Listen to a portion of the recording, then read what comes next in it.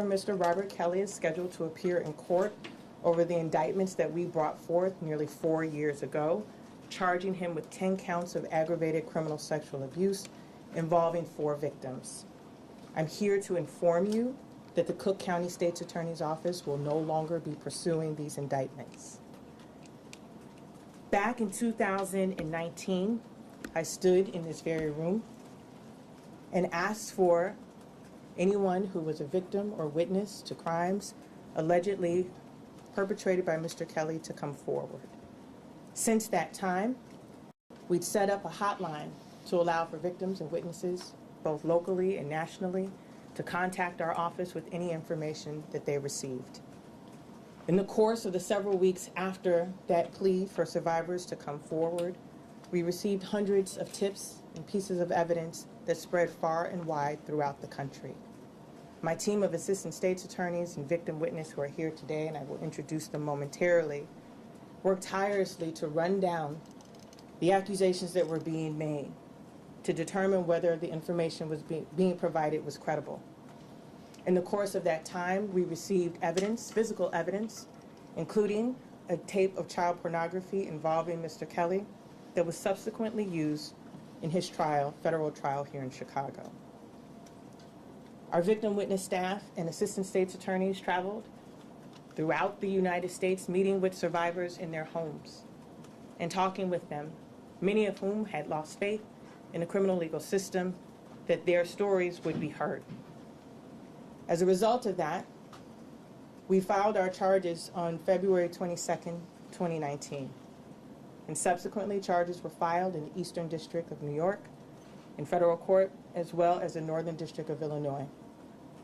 Since that time, Mr. Kelly was convicted in 2021 of 9 counts of racketeering predicated on criminal conduct, including the sexual exploitation of children, forced labor, and violations involving the coercion and transportation of women and girls in interstate commerce to engage in illegal sexual activity by a federal grand jury in Brooklyn, New York. That court sentenced Mr. Kelly to 30 years in prison on June 29th, 2022. As you all are aware, here in Illinois, the Illinois federal court in September of 2022, the jury found Mr. Kelly guilty on 3 counts of child pornography and 3 counts of child enticement. Sentencing has not yet been rendered in that case. However, Mr. Kelly faces a minimum of 10 to 90 years in prison in the Illinois federal court. I want to reiterate our office's support of the investigations that led to the charges and convictions both in the Eastern District of New York and the Northern District of Illinois. It is to that end that due to the extensive sentences that these convictions hold, our office has decided not to continue to expend our limited resources in court time with the indictments that we previously charged Mr. Kelly. I want to first and foremost thank the survivors that came forward and shared their stories. I know firsthand how difficult it is for you to tell your stories. 4 years ago, I stood at this podium and shared my story of having been a survivor and my full understanding of what it means to have to go before strangers to discuss what is arguably one of the most horrific experiences one could have. And these women, all of them black, came forward believing that they would be heard. As a survivor, I know that the courage that it took for them to come forward, and I know that for those who were seeking to have their day in court here in Illinois, that today's announcement may be disappointing. But I want to acknowledge that when we brought these charges forward, we brought them because we believed the allegations to be credible, and we believed that they deserved to have the opportunity to have the allegations heard.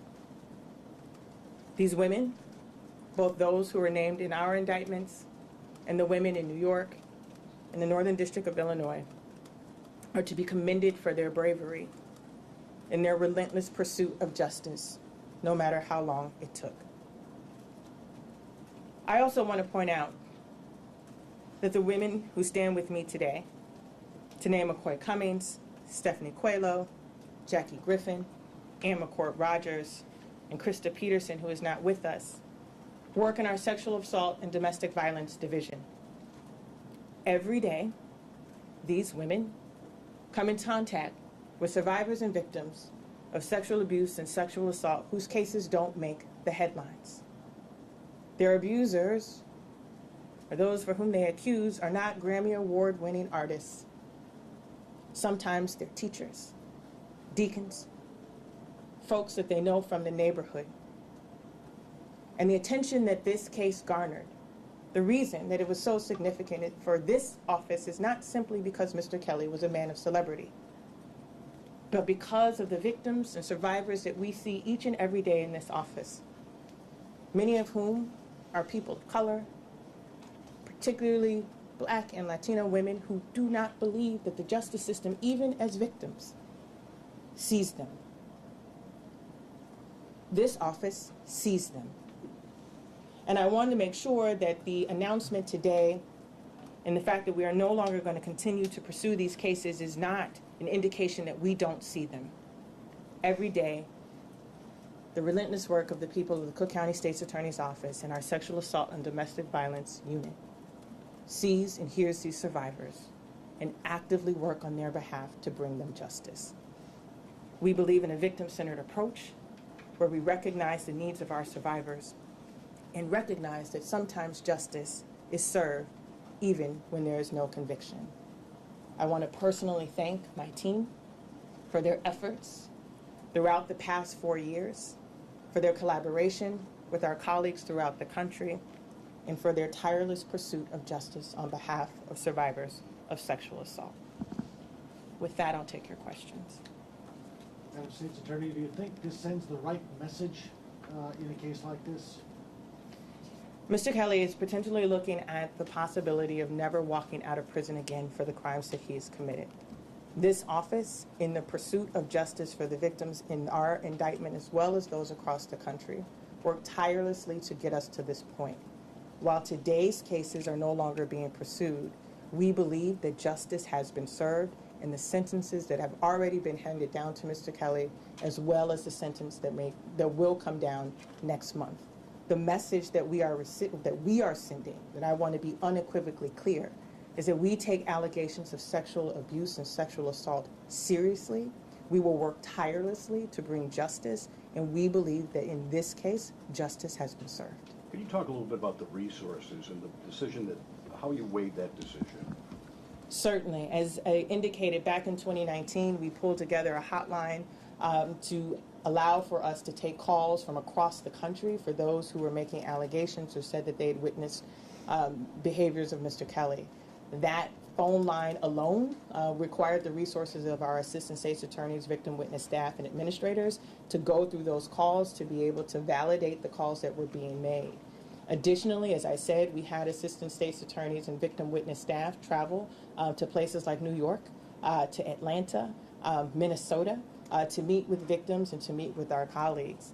Additionally, preparing for our indictments and sitting again with our victims and their families to go over the evidence that we had.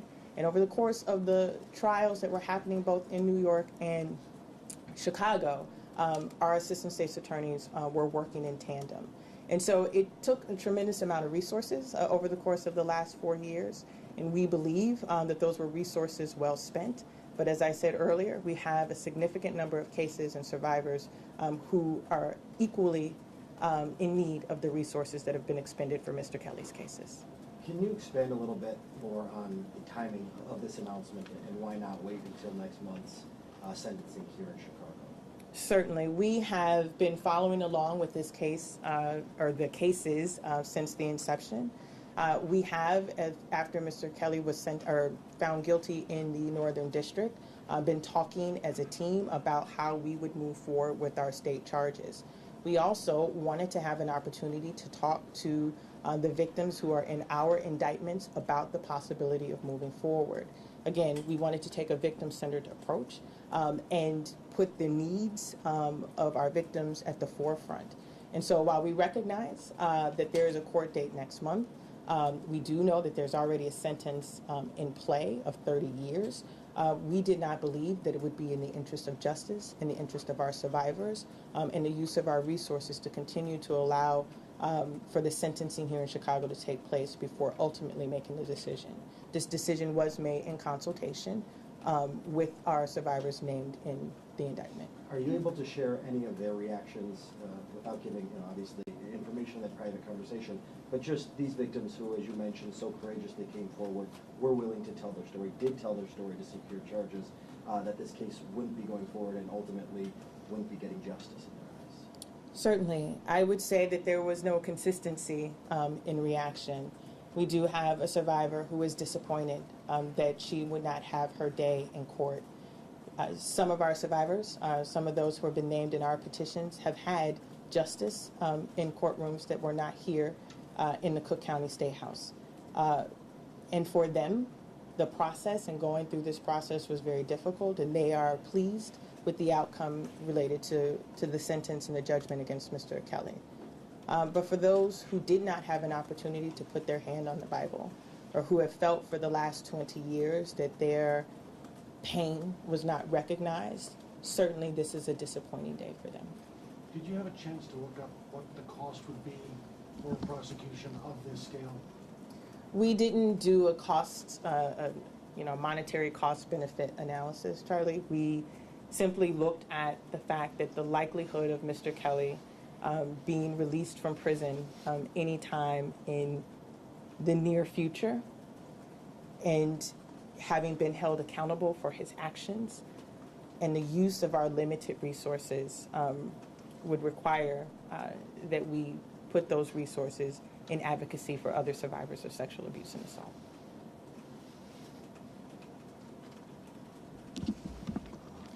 Anyone else? Was the Cook County case the last case pending against him? Do you remember? I believe there's a state case out of Minnesota that is still pending. Talk a little bit, because of the star power here, would this case have drawn more resources and taken more time than a typical prosecution like this would? Is it you'd had to justify spending all these resources on one individual when you have all these other people out there also looking at similar charges? Yeah. I'm pausing because it's not about money. But time, man-hours, Or time. personnel. The allegations that were made against Mr. Kelly and the things for which he was accused of having done. As a survivor, I can tell you there is not a dollar amount or an amount of time that I would want for someone to bring justice for me. The reality of the situation was, in looking at the cases as they have proceeded through the courts for the last 4 years, and the impact that that may have evidentiary on our cases as well, the fact that some of our survivors have been in other cases as well, and that Mr. Kelly is looking at significant jail time, we believe that justice and accountability has been served. As it relates to the one case, or with the survivor who is disappointed by today's actions is in no way to signify that we did not find her allegations to be credible. That is why we brought them. It is in no way to signify that our actions today mean that her pain and her case was no less significant than the others. It is simply to say that Mr. Kelly is looking at significant jail time and that there are survivors, hundreds of survivors, whose files remain on our desks, and they require the dedication and commitment of these Assistant State's Attorneys, victim witness staff that stand with me and in our offices today. That was the calculation that we made. Were plea negotiations ever a realistic prospect in these cases? You know, these cases took off rather quickly. We charged Mr. Kelly back in February of 2022. We were aware of the potential for charges coming out of the federal courts in New York. We also were aware of the potential for charges in federal court here involving the child pornography that was tendered to our office and submitted to the Northern District. And so the possibility of negotiating a plea while we were fully aware that there were active investigations both locally and nationally were not realistic in this case. Are you confident that had your office chosen to take these cases to trial, you would have been able to secure convictions? We brought the charges believing that we had sufficient evidence to support findings of guilt in a court of law. That's why we brought them. Were there any concerns that something might have occurred had you gone to state trial, some new evidence presented, or something that could have stepped on the federal convictions or given rise to a new appeal? Our concern always was getting justice and accountability for the survivors. And what we knew, given that there were multiple jurisdictions that were looking at Mr. Kelly, we wanted to work collaboratively. This was not a who got there first. Certainly, we worked very hard and very diligently, and everything that we had, we shared. I can't say enough about the collaborative nature that we have, that this office with our federal partners in New York and Chicago. We shared our information. And so we were being strategic, understanding that whomever was ready first and the federal charges would go first, and we would let the cases play themselves out and, again, evaluate at the conclusion of those cases how we would proceed forward. But there was never a concern of whether one would jump in or the other. This was a coordinated, collaborative effort from the very beginning. And just to be extremely clear on the logistics, the intention is to go into tomorrow's court hearing and dismiss the charges? That is correct. I was in contact with Mr. Kelly's lawyer, Jennifer Bonjean, approximately 2 weeks ago and informed her that we were looking to do this. We wanted to make sure that we spoke one additional time with the victims alleged in our indictments. I told her then our team is aware that we would go into court tomorrow and ask that the charges be dismissed. How long have conversations been going on behind closed doors about this decision? What went into this decision? A lot have gone into this decision. There's the legal and there's the tears and there's the frustration. We've been talking all along, certainly, as I said, at the conclusion of the federal trial here in Chicago. We knew that the clock was ticking. We had a judge who certainly has indicated that he wanted the cases to move along. We had a defendant who certainly was entitled to have his day in court. And we had survivors, some waiting as many as 20 years for this day. And so we started talking very early about the sufficiency of the evidence, the information that came out in the other trials, the impact that they would have on our cases should we move forward. I personally spoke to the victims in this case to gauge from them what they wanted to do, took that under consideration and advisement, spoke with our team continually, and reached a decision within the last couple of weeks. And again, wanting to afford our survivors the opportunity to be heard one last time.